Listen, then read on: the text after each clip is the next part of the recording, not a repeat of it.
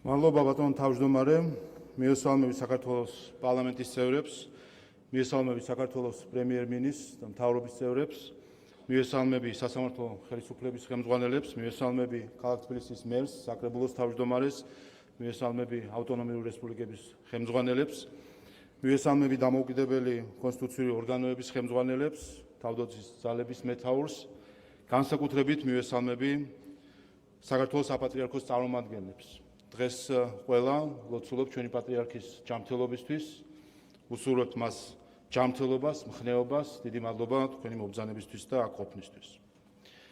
უკვე მეოთხე სესია, რაც საქართველოს მე-11 მოწვევის პარლამენტი ქართველი ხალხის სახელით და მის საკეთილდღეოდ მუშაობს. მუშაობს იმ უფლება-მოვალეობის შესასრულებლად, რომელიც ჩვენმა ამორჩეველმა საქართველოს მოსახლეობამ 2024 წლის არჩევნებით დაგვაკისრა. არჩევნებით, რომელიც მოინათლა რეფერენდუმად, რომელსაც მიეცა ყოფნა-არყოფნის განზომილება, რომელზეც საქართველოს მტრულმა ძალებმა დადეს ფსონი, რომ უნდა შეეცვალა ჩვენი ქვეყნის ისტორია, რეალური დღის წესრიგის ნაცვლად თავს მოეხვიათ ყალბი, ბრწყიალა ქაღალდში შეფუთული დღის წესრიგი და მოეტყუებინეთ. მაგრამ ქართველი ხალხი არ შეცდა. ამორჩევის 54%-მა საქართველოს 1,100,000 მოქალაქემ ხარი დაუჭირა საქართველოს მშვიდობიან, სტაბილურ, ძლიერ, სუვერენულ და დამოუკიდებელ მომავალს. მომავალს, რომელსაც მკაფიოდ და მტკიცედ განასახიერებს ქართული ოცნება. ერთი წლის წინა ანგარიშის წარდგენისას პარლამენტში არ იყო რადიკალური ოპოზიციის წარმომადგენლობა, რადგან მათ მიმართეს საპარლამენტო საბოტაჟის ყოვლად არაკონსტიტუციურ, არადემოკრატიულ და როგორც დრომ დაადასტურა არაეფექტურ ფორმას, როდესაც უარი თქვეს ხალხის მიერ მინიჭებულ მანდატებზე. დღეს პარლამენტში ყავს ერთით მეტი ოპოზიციური ჯგუფი, ფრაქცია საქართველოსთვის სახით, თუმცა ასევე ხედავთ, რომ ეს ფრაქცია გაურკვევლობაშია გაჭედილი. ისევე როგორც დანარჩენი რადიკალური არასაპარლამენტო ოპოზიცია. მათ ერთდროულად უნდათ იყვნენ საქართველოს არჩეული პარლამენტის წევრები და ამავე დროს უარი თქვან არჩეული პარლამენტის ლეგიტიმურობის აღიარებას. ჩვენ ვისმენდით, რომ მათი პარლამენტში შემოსვლის მიზანი ხელისუფლებასთან სამკვდრო სასიცოცხლო ბრძოლა იყო, მაგრამ საბოლოოდ თავად აღმოჩნდნენ თამაშგარე მდგომარეობაში საკუთარი გაორებული პოლიტიკური მდგომარეობის ძევლად. მთავარი მიღწევა, რომლითაც მიმდინარე მოწვევის პარლამენტმა უკვე შეუძლია იამაყოს, არის იმ კანონების მიღება, რომლებსაც ისტორიული მნიშვნელობა აქვს დემოკრატიის გაძლიერების და ინსტიტუციური მოწყობის კონსტიტუციურ ჩარჩოში დაბრუნების თვალსაზრისით. მნიშვნელოვნად გაძლიერდა ხალხის პირდაპირი მანდატი საკანონმდებლო პროცესზე. დღეს კანონებს იღებს ხალხისგან არჩეული ეროვნული საკანონმდებლო ორგანო, რომელსაც აღარ უწევს დემოკრატიული მანდატის გაზიარება არავისგან არჩეულ, ხშირ შემთხვევაში უცხოეთიდან გაუმჭვირვალედ დაფინანსებულ ჯგუფებთან, რაც ფუნდამენტურად ეწინააღმდეგებოდა დემოკრატიის არსს. დიდი მნიშვნელობა ჰქონდა საქართველოს პარლამენტის მიერ ბოლო პერიოდში განხორციელებულ ინსტიტუციურ ცვლილებებს, სადაც წარსულში ასევე ჰქონდა კონსტიტუციური ორგანოების უფლებამოსილების გამოშიგვის და ფრაგმენტაციის თავსმოხვეული ტენდენცია. დღეს ეს პრაქტიკა იცვლება. სხვა ცვლილებებთან ერთად გაუქმდა სპეციალური საგამოძიებო სამსახური და მისი ფუნქციები საქართველოს გენერალურ პროკურატურას გადაეცა, ხოლო პერსონალურ მონაცემთა დაცვის სამსახურის და ანტიკორუფციული ბიუროს ფუნქციები სახელმწიფო აუდიტის სამსახურში ინტეგრირდა. სულ რაღაც 8 თვის წინ ამოქმედა საქართველოს პარლამენტის ახალი რეგლამენტი, რომელმაც უკვე არსობრივად შეცვალა პარლამენტის მუშაობის ეფექტიანობა და შინაარსი. განსაკუთრებით უნდა გამოყო პარლამენტის საზემხედველო ფუნქციის გაძლიერება, მაგალითისთვის ახალი რეგლამენტის ამოქმედების შემდეგ ინტერპელაცია, განსაკუთრებით კი პრემიერ-მინისტრის ინტერპელაცია უკვე არა გამონაკლისი, არამედ ლამის საპარლამენტო ცხოვრების ყოველდღიურობად იქცა. რეგლამენტის ცვლილების ფარგლებში ასევე უარი თქვა არასისტემურ და ხელოვნურ ინსტრუმენტებზე, რომლებითაც მანამდე ხორციელდებოდა პარლამენტის საზემხედველო ფუნქცია. კერძოდ, საბჭოებისა და თემატურ მოკვლევების ნაცვლად რეგულაციების დახვეწის შედეგად პირველად ამუშავდა დროებითი კომისიის კონსტიტუციური ინსტრუმენტი.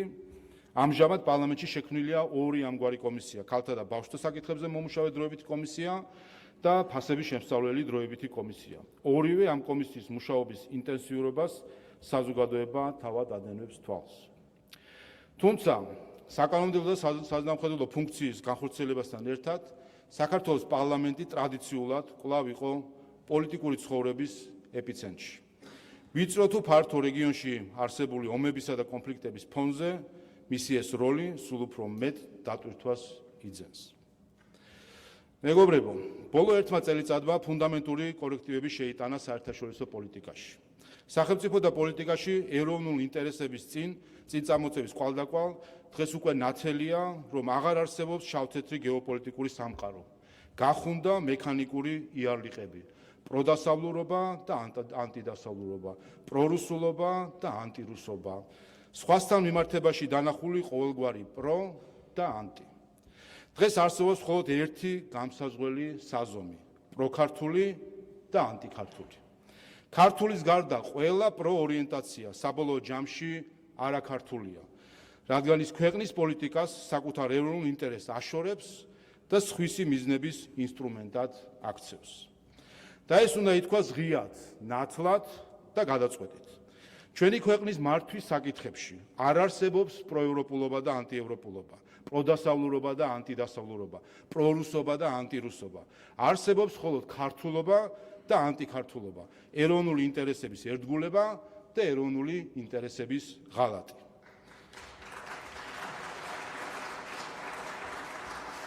კოლეგებო, ევროპა ჩვენთვის არის არა გეოპოლიტიკური პროექტი ან ბიუროკრატიული ერთობა, არამედ ღირებულებითი და ცივილიზაციური სივრცე, რომელიც ქართველების ხელითაც არის შექმნილი. სივრცე, რომელსაც ისტორიულად სხვადასხვა პოლიტიკური და ინსტიტუციური ფორმა ჰქონდა. ევროკავშირი ევროპის ერთ-ერთი გამოვლინებაა, ის არც პირველია და არც უკანასკნელი. ის, რომ საქართველო ევროკავშირის წევრი არ არის, არ ნიშნავს, რომ საქართველო ევროპა არ არის, ან ვინმეზე ნაკლები ევროპაა.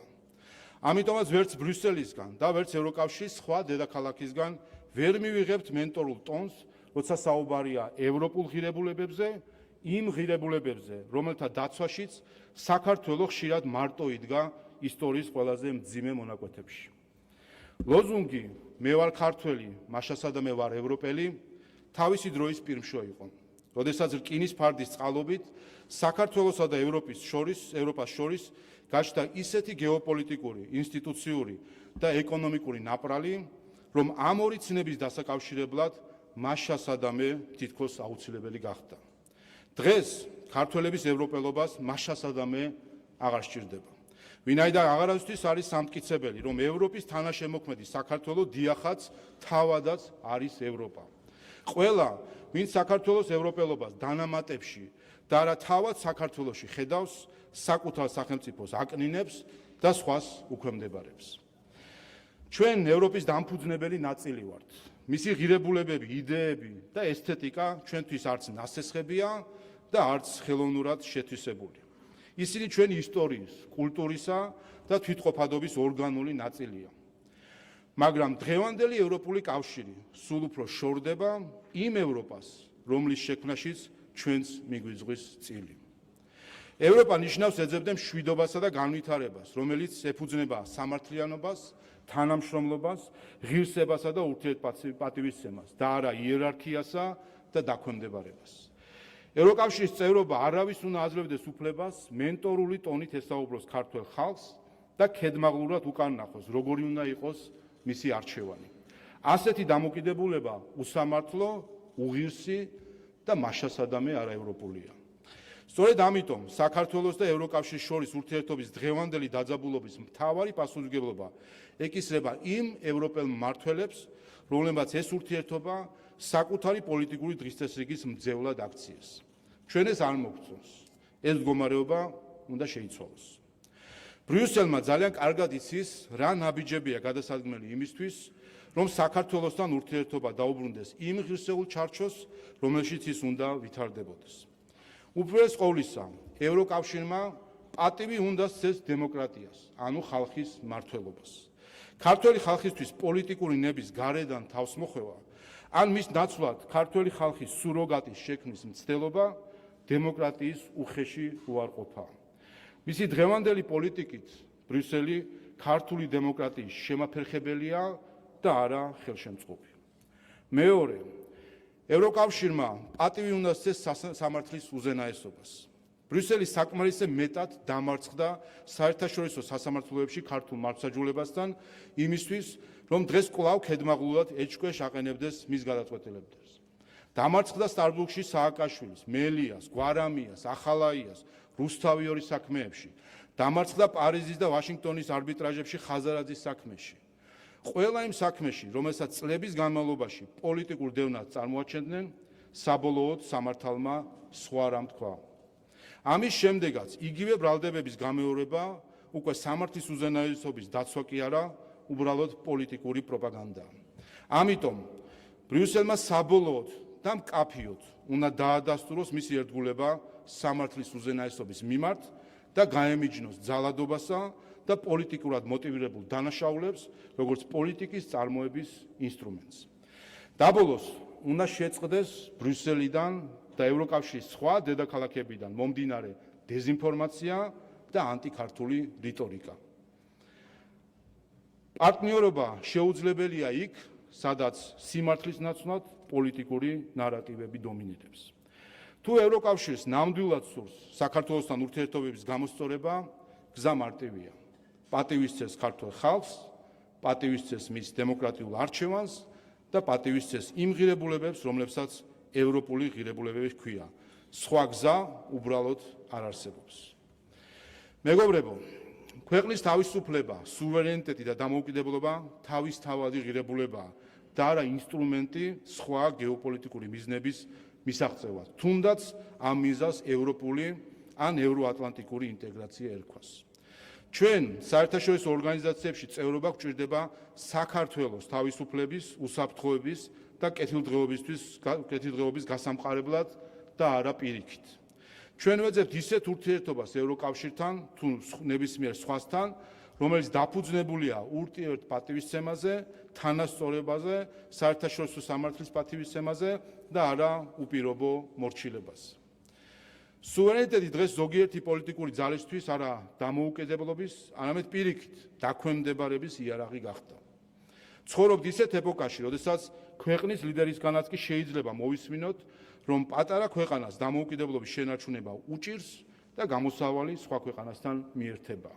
სწორედ ამ პათოსს არის აყოლილი რადიკალური ოპოზიციაც, რომლის განცხადებებშიც გვესმის თითქოს ერის სახელმწიფოს იდეა მალე გაქრება. ეს არის, რასაც ცდილობენ შეგვაგუონ ისინი, ვინც საქართველოში სხვის დროშებს აფრიალებენ, სხვათა ჰიმნებს მღერიან და სხვა ქვეყნის ლიდერებს საკუთრად მიიჩნევენ. ამიტომ დასცინიან სუვერენიტეტს, იდეას, რომლითაც საქართველოს ეროვნულმა მოძრაობამ დამოუკიდებლობამდე მიგვიყვანა. ამიტომ აიგივებენ დამოუკიდებლობას იზოლაციონალიზმთან, ხოლო ეროვნულ ინტერესების პრიმატს ეგოიზმთან. ამიტომ ზომავენ და წონიან ადამიანებს არა მათი ქვეყნისთვის სამსახურით, არამედ იარლიყებით პრო და ანტიევროპელი, პრო და ანტირუსი, პრო და ანტიჩინელი, პრო და ანტიირანელი. ეს არის სწორედ ის იარლიყების პოლიტიკა, რომლითაც უნდა გაგვაჩუმონ, დაგვაშინონ და დაგვიმორჩილონ. თუმცა მათ სამყარომაც კი ზურგი აქცია და საბოლოოდ გადატეხა ყალბი კოსმოპოლიტიზმის იარლიყები. სოფლიო გამოფხიზდა. დღეს სულ უფრო მეტი ქვეყანა აღიარებს მარტივ ჭეშმარიტებას. საკუთარი ქვეყნის პოლიტიკა უნდა ეფუძნებოდეს არა სხვებს შორის არჩევანს, არამედ საკუთარ ეროვნულ ინტერესებს. ამიტომ თითოეულმა ქართველმა უნდა გავიაზროთ, რომ თუ გვინდა სახელმწიფოებრივი დამოუკიდებლობა, თუ გვინდა ეროვნული სუვერენიტეტი, თუ გვინდა აღვასრულოთ ილიას სიტყვა და ჩვენი თავი ჩვენადვე გვეყუდნეს, თითოეული ჩვენი სახელმწიფოებრივი გადაწყვეტილება უნდა გავზომოთ მხოლოდ ერთი საზომით, ეროვნული ინტერესით. ეროვნული ინტერესებისა და სუვერენიტეტის დაცვა ყველას ვალია, ეს ყველას გვესმის. თუმცა დღეს სუვერენიტეტი აღარ არის მხოლოდ დროშა, ჰიმნი ან გაეროს წევრობა. დღეს დამოუკიდებლობის დაცვა ნიშნავს სახელმწიფოს შინაარსის დაცვას, ხალხის უფლებას თვითონ განკარგოს თავისი ბედი და არა უცხოეთმა. სოფლიო პოლიტიკური წესრიგის რყევამ დაგვანახა, რომ არ არსებობენ მუდმივი მოკავშირეები და მეგობრები. არსებობს მუდმივი ეროვნული ინტერესები, რომლებიც ქვეყანამ ნებისმიერ ფასად უნდა დაიცვას. ამ ინტერესების განუყოფელი ნაწილია ჩვენი პოლიტიკის გარედან დაცულობა, ჩაურევლობა. სწორედ ესაა დამოუკიდებლობა. დამოუკიდებლობა დღეს არანაკლებ ძნელია, ვიდრე 40 წლის წინ. დღეს დამოუკიდებლობას ხელახლა გვართმევენ. და სწორედ ამიტომ არის ამგვარი გააფრთხებული წინააღმდეგობა, როცა ვცდილობთ დავიცვათ სუვერენიტეტი და დავიცვათ საქართველო. სწორედ ამიტომ ბოლო პლენარულ სხდომაზე მესამე მოსმენით მივიღეთ უცხოური დაფინანსების შესახებ ახალი საკანონმდებლო პაკეტი, რომელიც არის სამართლებრივი გარანტია, რომ საქართველოს დამოუკიდებლობას გარედან ვეღარავინ შეეხება.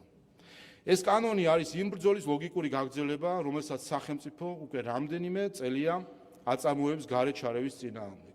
ეს ბრძოლა სასიცოცხლო მნიშვნელობისაა, როგორც ეს ამ საუკუნის უდიდესმა შეიარაღებულმა კონფლიქტმა უკრაინის ომმა გვაჩვენა.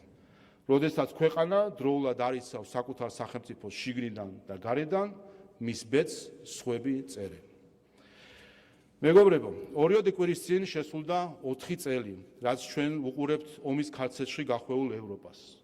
4 წელია ვუყურებთ მის ტერიტორიულად უდიდეს სახელმწიფოს ტრაგედიას და ევროკავშირის უნარობას გაუმკლავდეს სულ უფრო მზარდ კრიზისს. თითოეული დღე, რომელიც ომის დღის წესრიგით თენდება, ამძაფრებს გეოპოლიტიკურ კრიზისს და აღრმავებს უსაფრთხოების საერთაშორისო სისტემის ეროზიას. ჩვენ ვხედავთ სრულ უნარობას, გადაიდგას ქმედითი და მტკიცე ნაბიჯები, რომელიც დაასრულებდა ომს, უკრაინელი ხალხის ტანჯვას და მათი სახელმწიფოს გრევას. 4 წლის წინ საქართველო მზად აღმოჩნდა, ხმამაღლა ეთქვა უარი ომის ლოგიკაზე. დამდგარი იყო მშვიდობის მხარეს და კრიზისის პოლიტიკურ ეპიცენტრში დაებრუნებინა მთავარი ცნება, საქართველოს ეროვნული ინტერესი, როგორც ჩვენი სახელმწიფოებრიობის მთავარი გამსაზღვრელი და მდგენელი. სწორედ ამიტომ აღშფოთდნენ ის ძალები, რომლებიც ქართულ სახელმწიფოს ქედმაღულად უყურებდნენ, ჩვენს მიმართ მომხმარებული დამოკიდებულება გააჩნდათ და საკუთარ გეოპოლიტიკურ სცენაში გასაწირი პაიკის როლი მოგვაკუთვნეს. მათთვის უცხოური მეურვეობა, სადამრიგებლო ჭკუის სწავლებები, ქსელური აქტივიზმი და მრავალშრიანი გარე დაფინანსება უნდა ყოფილიყო ის ბერკეტი, რომლითაც ომის ხანაში საქართველოსთვის თავს უნდა მოეხვიათ ახალი ფუნქცია. საკუთარი სისხლი დაეღვარა სხვისი უსაფრთხოებისთვის, საკუთარი მიწა დაეკარგა სხვისი მიწის შენარჩუნებისთვის, საკუთარი მომავალი გაეწირა სხვისი კეთილდღეობისთვის. ჰიბრიდული და კოგნიტური მექანიზმების გამოყენებით ეს როლი სიხარულით უნდა შეგვესრულებინა. გაშლილი დროშებითა და სოლიდარობის ჯაჭვებით სხვათა სასარგებლო პროცესში ჩართულიყავით, დაგვეჯერებინა, რომ მარცხი გამარჯვებაა, სიკვდილი სიცოცხლეა, ტყუილი სიმართლეა და სიტყვიერი გამხნევება ბრძოლის ველზე გამოსადეგი იარაღი. ერთი სიტყვით უნდა გავეკეთებინა ის, რაც ქვეყანას ერთხელ უკვე ძვირად დაუჯდა უპასუხისმგებლო და უცხოების მაამებელი მმართველის ხელში. შედეგი კი როგორც მაშინ ჩვენი სისხლით, ჩვენი მიწით და ჩვენი მომავლით უნდა გადაგვეხადა. მაგრამ ჩვენ ვართ უძველესი ერი, საუკუნეთა ქარტეხილებში გამოვლილი ხალხი. ჩვენ დღეს ჩვენი გმირი წინაპრების ოფლითა და სისხლით მონაპოვარი სიბრძნე გვაქვს და ვიცით, რომ კრიტიკულ მომენტში ჩვენი თავი ჩვენივე გადასარჩენია. ჩვენ აღარ ჩავდგით ფეხი დაგებულ ხაფანგში და რაც მთავარია, ჩვენ აღმოგვაჩნდა საკმარისი დრო იმისთვის, რომ აგვეხსნა ჩვენი ხალხისთვის, რა იყო თეთრი და რა იყო შავი, რა იყო სიმართლე და რა იყო სიცრუე, გაგვერჩია მტერი და მოყარე, მართალი და მზაკვარი. ხალხმა მოგვისმინა, ხალხი გვენდო, ხალხმა აირჩია სიმართლე და მხარი დაგვიჭირა. ეს ხარდაჭერა არის ჩვენი უძლეველი ფარი, ჩვენი რწმენისა და სიმტკიცის საფუძველი, რომ აქ ამ დარბაზში ჩვენ ვდგავართ ჩვენი ერის, ჩვენი მომავლის და ჩვენი ხალხის კეთილდღეობის სადარაჯოზე. ამ დარბაზში ჩვენი მუშაობის ყოველი დღე არის ქართული სახელმწიფოს დამოუკიდებლობისა და სუვერენიტეტის გამტკიცება და დამოწმება იმისა, რომ ძალაუფლების წყარო არის ხალხი. ხალხმა მოგცა ეს მანდატი და ვერავითარი გარე ჩარევა ვერ შეცვლის ხალხის ამ ნებას. მეგობრებო, სწორედ ხალხის ნების შეცვლა განიზრახეს იმ ძალებმა, რომელთაც საქართველოს დაპატრონება, მარიონეტული მმართველობის დამყარება და ქვეყნის სასულე სცენარებში გამოყენება სურთ. სწორედ მათ წააქეზეს რადიკალური ოპოზიცია არჩევნების შედეგების არ მიღებაზე, არაღიარებაზე, ბოიკოტზე, კრიზისის შექმნაზე, ძალადობრივ აქციებზე, ექსტრემიზმზე, ახალგაზრდების წინა ხაზზე მიშვებასა და რევოლუციური სცენარის აგორებაზე. მაგრამ აქაც ჩვენ კვლავ ნახეთ, რომ ქართული სახელმწიფო აღმოჩნდა მტკიცე, გონიერი და მყარი. ისინი ვერ მოგვერილდნენ, მაგრამ რა კიდევ ზეწოლა ქართველებისვე ხელით ახორციელებენ, მათთვის უშედეგო პროცესიც მისაღებია. წლების განმავლობაში იმიტომაც აფინანსეს ქსელური აქტივიზმი, რომ სწორედ ასე დროს გამოიყენონ და შენახული აქტივები მიზანმიმართულად დახარჯონ. სწორედ ამ პროცესმა მიიყვანა ქვეყანა 4 ოქტომბრის ხელისუფლების დამხობის მცდელობამდე და შიდა ტერორიზმის გამოვლინებამდე. არჩევნების დღეს ქვეყნის აყირავების მცდელობა და რევოლუციური სცენარის ინსპირირება კარგად ნაცნობი მეთოდია. ასე მოხდა 2022 წლის ადგილობრივ არჩევნებზე სააკაშვილის გამოყენებით და ასე მოხდა 2025 წლის ადგილობრივ არჩევნებზე ბურჭულაძის ხუთეულის გამოყენებით. ტერორისტული რევოლუციის სამარცხვინო დამარცხებული მცდელობიდან 5 თვე გავიდა. მორიგ ჯერზე ჩავარდნილი ამ სამარცხვინო პროცესის პასუხად ნაცვლად დემოკრატიისა და სამართლიანობის საუკეთესო პრაქტიკის შესაბამისად განცხადებების მოსმენისა, მომხდარის დაგმობისა, ძალადობისგან ცალსახა გამიჯვრისა და სათანადო მოწოდებისა, ჩვენ ხედავთ ევროკავშირის მხრიდან სრულ წაყრუებას, გატრუნვას და ზურგის შექცევას. ეს დუმილი შემთხვევითი არ არის. მისი სიღრმისეული მიზეზია დემოკრატიულ ღირებულებებში კრიზისი, საერთაშორისო ლიბერალური წესრიგის რღვევა და ევროკავშირის მზარდი უნარობა გაუმკლავდეს საკუთარ შიდა გამოწვევებს. თუმცა ამის პარალელურად ისინი კვლავ ცდილობენ საქართველოს ხელისუფლების დასუსტებას, ნამდვილი სიტყვის თავისუფლების შეზღუდვას და გამოხატვის შესაძლებლობის აღკვეთას. ეს კეთდება ღიად და დაუფარავად. ამის მაგალითებს ვხედავთ ყოველდღიურად. ხან სახელმწიფო დროშის დღის ცინიზმით მოლოცვით და ხან თავისუფალ მედიაზე უსაფუძვლო, გაუმართლებელი და არაპროვოცირებული თავდასხმით. მუდმივი კრიზისი, მუდმივი წნეხი და მუდმივად არეულობის მცდელობა ერთ მიზანს ემსახურება.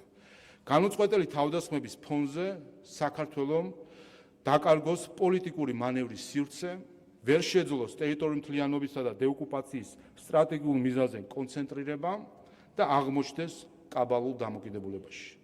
ცივილიზაციური ტრაგედიაა, რომ სწორედ ამ მიმართულებით იკითხება დღევანდელი ბრიუსელის პოლიტიკაც საქართველოს მიმართ. შეუძლებელია ევროკავშირი გადარჩეს ასეთი პოლიტიკით. ევროკავშირი, რომელიც ჩვენ ავირჩიეთ, ევროპა, რომლის თანაშემოქმედიც ჩვენ ვართ, სრულიად სხვა ფასეულებებსა და ფესვებზე დგას. ჩვენ ეს ვიცით, რადგან ვიცით ისტორია, საიდან დაიწყო, რა გაიარა და სად მოვიდა. ამიტომ ჩვენ არ ვდგავართ ცალ ფეხზე, როგორც ეს ზოგიერთ სურს, სხვის სახში შეშვების ყელგამოწეული მსურველივით. არამედ ვდგავართ, როგორც საკურთალ სახში მცხოვრები, ავის და კარგის გამრჩევი, ღირებულებებსა და რწმენაში მტკიცე ერი.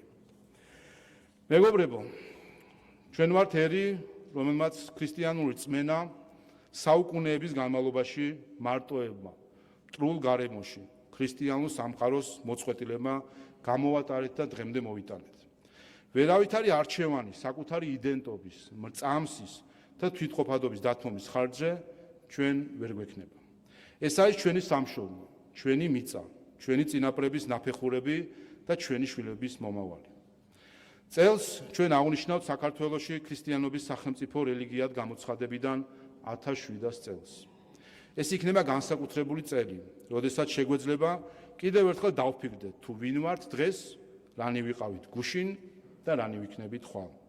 ეს არის მადლიერების წელი ღვთის მიმართ, რომელმაც დღემდე მოგვიყვანა და მომავლის გააზრების წელი, თუ როგორ უნდა გავიაროთ ის ახალი ჟამი, რომელიც სწორედ ახლა ჩვენ თვალწინ იბადება.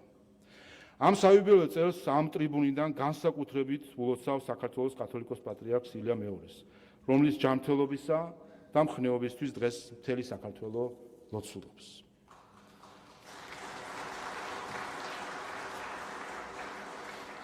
მეგობრებო, ძველი წესრიგი ცივი ომის თუ პოსტცივი ომის დროინდელი დასრულებულია.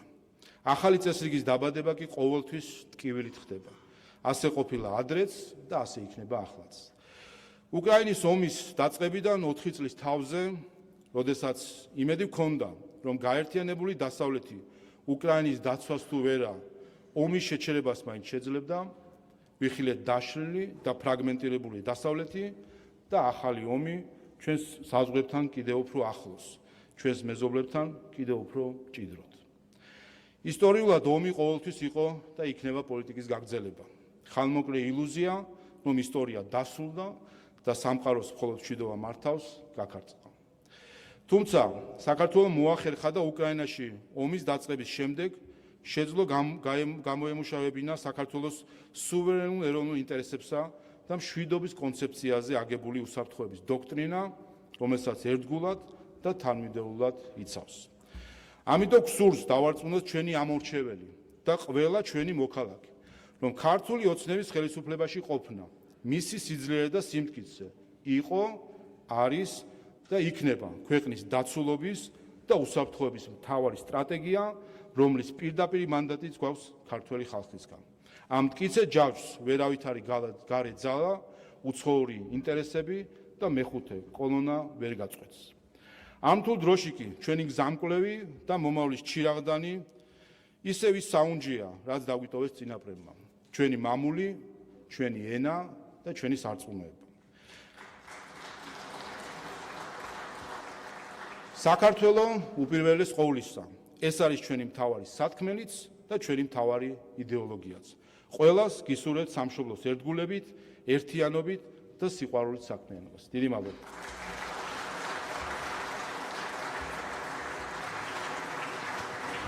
დიდი მადლობა.